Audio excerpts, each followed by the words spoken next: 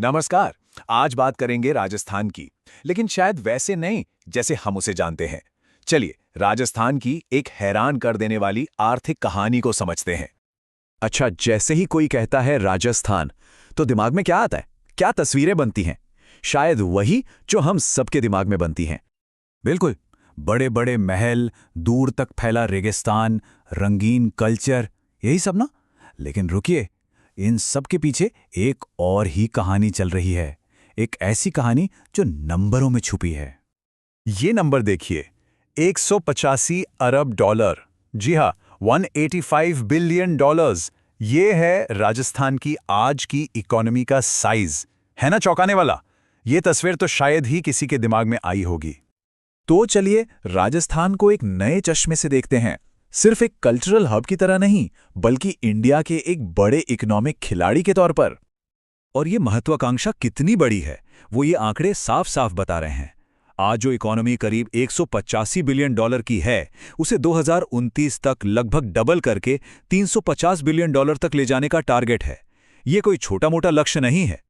लेकिन सवाल यह है कि ये इकोनॉमिक पावर आई कहां से, इसकी जड़ें कहां हैं? तो इसकी कहानी शुरू होती है पारंपरिक सेक्टर से, और सबसे पहले जमीन से, यानी एग्रीकल्चर से। अब यहाँ एक मजेदार पैराडॉक्स है। राजस्थान एरिया के हिसाब से इंडिया का सबसे बड़ा स्टेट है। जमीन बहुत है, पर इसकी खेती वाली जमीन का सिर्फ 20% हिस्से पर ही सिंचाई की सुविधा है। मतलब जमीन तो है, पर पानी की भारी कमी। और इसी चुनौती के बावजूद देखिए कमाल, राजस्थान बाजरा और सरसों के प्रोडक्शन में देश में नंबर 1 है, दूध उत्पादन में दूसरे नंबर पर, और तो और मसालों, तिलहन और ऊन में भी इसका बहुत बड़ा हाथ है।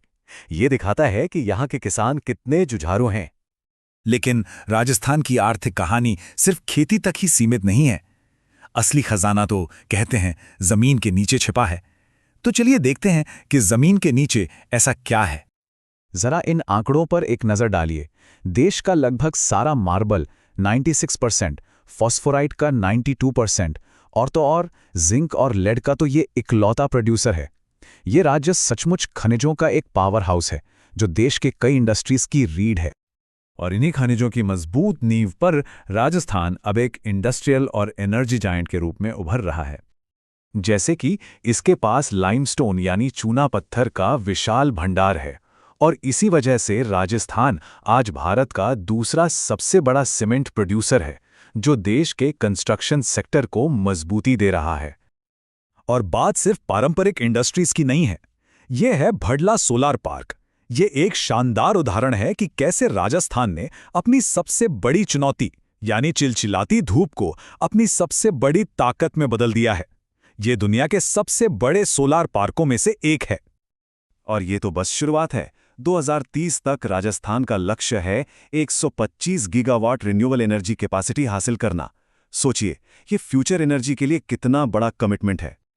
अच्छा, रिसोर्सेज और इंडस्ट्री तो ठीक हैं, लेकिन किसी भी इकोनॉमी की असली ताकत तो उसके लोग होते हैं। तो चलिए अब उन लोगों की बात करते हैं जो इस ग्रोथ को ड्राइव कर रहे हैं।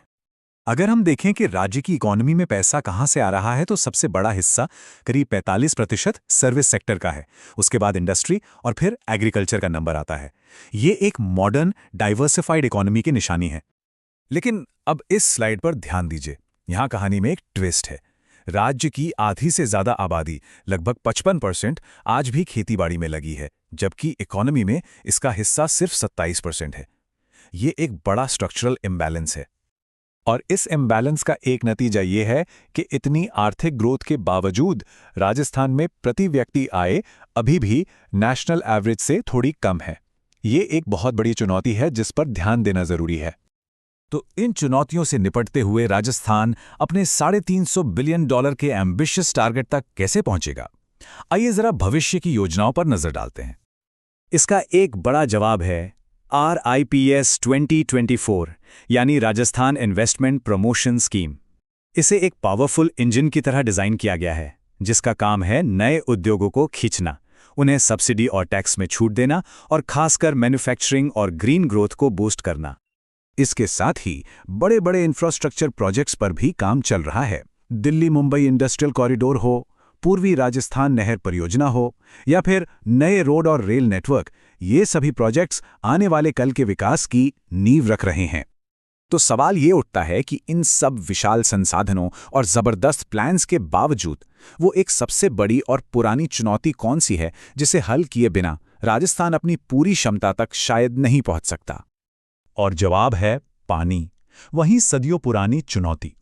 चाहे खेती हो या फिर इंडस्ट्री, पानी की उपलब्धता ही राजस्थान के विकास की असली स्पीड तय करेगी। तो अंतिम और सबसे बड़ा सवाल यही है, क्या नई टेक्नोलॉजी और बेहतर वाटर मैनेजमेंट राजस्थान की इस सबसे बड़ी कमजोरी को उसके $350 बिलियन के सपने की सबसे मजबूत नींव में बदल सकता है? इसका जवाब ही राजस्थान का भविष्य लिखेगा।